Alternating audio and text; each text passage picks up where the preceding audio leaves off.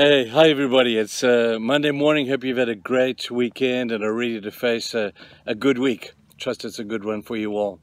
Thank you so much for joining me on these little online things. I hope that they're of some measure of benefit to you. I enjoy doing them. We're talking in 1 Samuel 24 today about David. David was at an intriguing place. He knew that he was the future king. He'd been anointed, and he knew that it was just a matter of time. But he also understood this. He also understood the power of God's timing, that although something might be right, if it's not in God's timing, it could end up being wrong. David is being pursued, 1 Samuel 24, by King Saul. King Saul is out to get him. He's jealous of him. He's mad with him. He's got rage inside of him. He's full of resentment. And David is hiding in the cave. Saul takes off with a few thousand men to see if he can find David, and finds nobody, but he finds this cave. And then we read how Saul went into the cave to relieve himself, the Bible says. And as he was doing so, he was very close to where David was sitting, hiding in that very same cave. David's men looked at David and said, "David, God has delivered this man into your hands. Now is the time. Kill him." David said, "No, I will not touch God's anointed, because I will wait for God's time to make me king."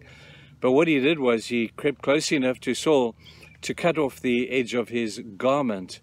And so when Saul had finished and done his business, he walked outside and he rejoined his army. David walked out onto the side of the hill and called out to Saul, said, "Saul, Saul, why are you chasing me? Why are you persecuting me? Why are you after me?"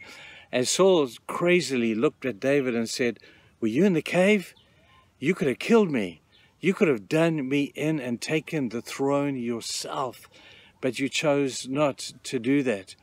And so Saul is totally humbled, and he falls down in great emotion and tries to rekindle his relationship with David.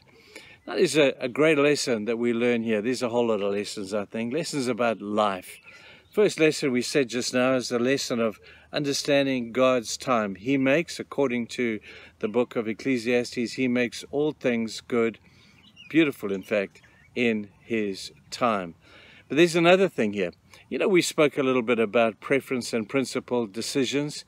David made a principle decision here. And principles always trump preferential decisions. David could have made a preferential decision and said, "Well, you know what? I'm going to be the next king. I may as well just do him in now and become the king, because that's my preference. I'm sick and tired of running through the wilderness.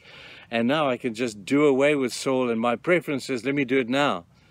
But he was overruled in his mind by the principle that said, "Do not touch the anointed of God." That's a bigger principle. And principles always trump preferences. So when we have to make big decisions, and when we have to decide on which way to go, let's look at the principle and preference rule. Principles are worth fighting for. Principles are what we live by. Principles are set in concrete and will never go away. But preferences change all the time. So David is showing his true depth of character right now when he says, "I will not touch God's anointed," because that's the principle. And over and above that, the principle of God's timing is also a great big principle. And he sacrificed his preference of taking the kingdom now, of killing Saul. And nobody would have blamed him for doing that. But he knew that would just be my preference. And so it's wonderful to see this great man doing the right thing based upon a principle rather than his personal preference. Hey, people, maybe there's decisions you need to make. Maybe there's stuff you've got to do in your family, in your business, whatever. And we all have preferences. We all have life as we would like it to be. And yet if there is an overruling principle, then that has to rule at a time like this. So this calls for deep introspective thinking. This calls for deep counseling sometimes. Get advice from people. It's a great thing to do. But make a principled decision as opposed just to a preferential decision that's based upon, that's what I want, and I want it now. So think about that today. But go and have a fantastic day, and we'll see you all tomorrow. Cheers, bye.